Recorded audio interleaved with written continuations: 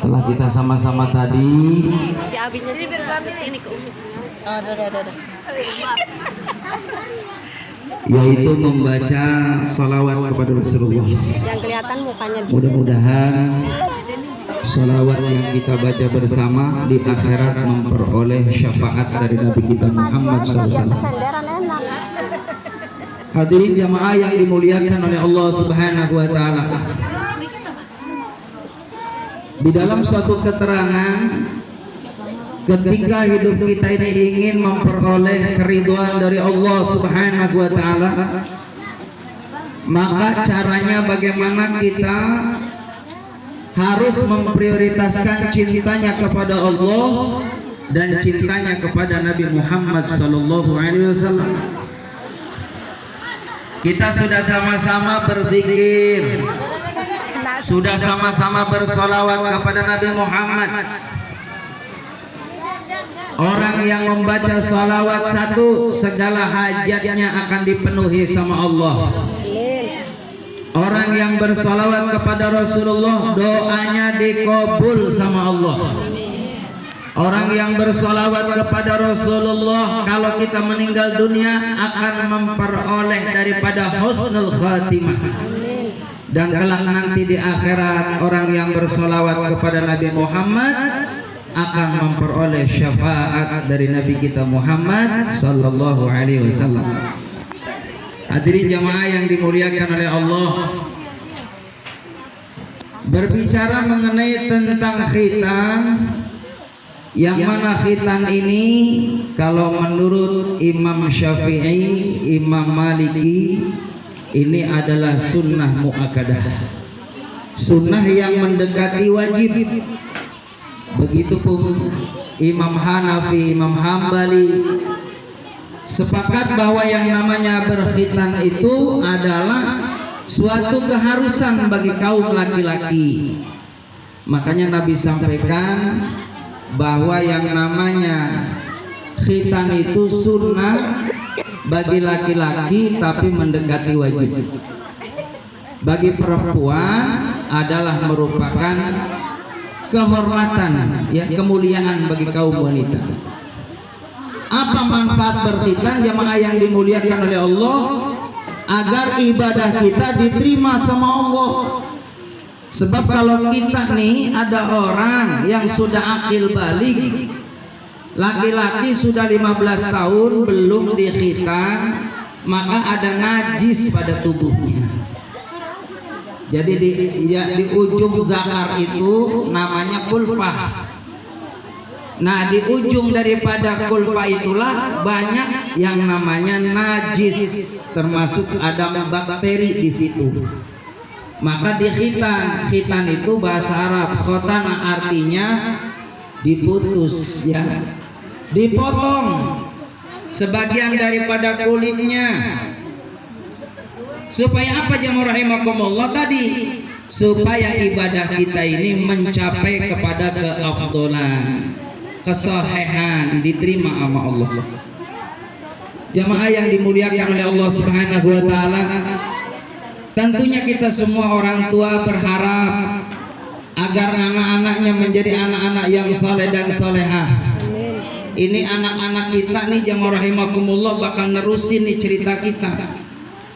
Kita berharap 5 tahun, 10 tahun, 15 tahun, 20 tahun yang akan datang, anak-anak kita di lingkungan ini menjadi anak-anak yang kuat akidahnya, baik ibadahnya, dan cakep akhlakul karimahnya. Amin ya rabbal.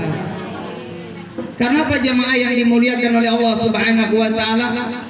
Tidak mudah kita orang tua menginginkan anaknya menjadi anak-anak yang saleh dan salehah. Enggak gampang. Makanya tidak ada rumus, tidak ada cara kecuali ittiba kepada Nabi Muhammad. Nabi Muhammad perintahkan kepada kita sebagai orang tua, yang pertama, kita nih kalau punya anak berikan nama yang baik, lalu diakikohkan, lalu juga dikhitankan kalau anaknya sudah siap. Ini kewajiban kita orang tua. mengenai tentang syukuran hajatan itu mah nomor sekian. Kalau ada rezeki alhamdulillah silakan. Enggak pun paling tidak undang tetangga kita seperti ini untuk mendoakan keluarga sahibul hajat supaya menjadi keluarga yang barokah, keluarga yang sakinah. Ananda ya yang dikhitan Ananda Kenzi menjadi anak yang soleh, yang bisa membanggakan kedua orang tuanya, yang bisa mengangkat derajat kedua orang tuanya, keluarga besarnya, dan jadi dambaan daripada keluarga besarnya. Hadirin jamaah yang dimuliakan oleh Allah Subhanahu wa taala. Anak juga merupakan karunia yang begitu besar. Karena ketika kita sudah menghadap Allah Subhanahu wa taala, maka sepeninggalan kita harapannya doa dari anak-anak kita. Anak-anak yang saleh dan salehah tadi, anak-anak yang alhamdulillah bisa menegakkan sholat 5 waktu dengan baik, bisa membaca Al-Quran, bisa mendoakan orang tuanya, maka anak-anak yang seperti inilah yang bisa membanggakan orang tuanya kelak nanti di akhirat di hadapan Allah Subhanahu wa taala. Jadi hadirin jamaah rahimakumullah, maka kewajiban rangkaian tadi mari kita penuhi. Setelah mengkhitan putranya tidak cukup di situ saja. Bimbing anak kita supaya senantiasa mengenal Allah Subhanahu wa taala. Maka kalau dalam suatu keterangan yang namanya manusia itu ada 2 fitrahnya, fitrah qalbiyah dan fitrah jasadiyah. Kata Ibnu Qayyim al-Jauziyah, fitrah qalbiyah adalah bagaimana seseorang itu terus disibukkan hatinya mengingat Allah Subhanahu wa taala. Kita hidup yang menghidupkan Allah, kita sehat yang ngasih sehat Allah, kita bisa menikmati rezeki bermacam-macam rezeki yang ngasih rezeki Allah, kita bisa beribadah yang ngasih kekuatan iman adalah Allah. Maka itulah yang namanya fitrah qalbiyah. Lalu fitrah jasadiyahnya diantaranya adalah mengkhitankan anaknya supaya bersih daripada jasadiyahnya. Itu kata Ibnu Qayyim al-Jauziyah. Hadirin jamaah rahimakumullah, yang terakhir, kewajiban kita adalah mendoakan anak-anak kita. Terus jangan pernah putus mendoakan anak-anak kita, karena sesungguhnya senjata kita orang tua buat anak adalah doa yang tulus buat anak-anak kita. Sehingga bisa diharapkan saat ini kita menjadi orang yang sukses. Demi Allah, kesuksesan kita adalah di dalamnya ada doa orang tua kita yang tulus buat kita.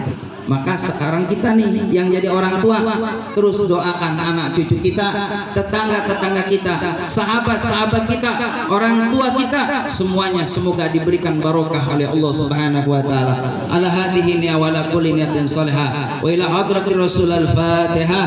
A'udzu billahi minasyaitonir rajim. Bismillahirrahmanirrahim. Alhamdulillah rabbil alamin arrahmanir rahim maliki yaumiddin. Iyyaka na'budu wa iyyaka nasta'in ihdinas siratal mustaqim siratal ladzina an'amta 'alaihim ghairil maghdubi 'alaihim waladdallin.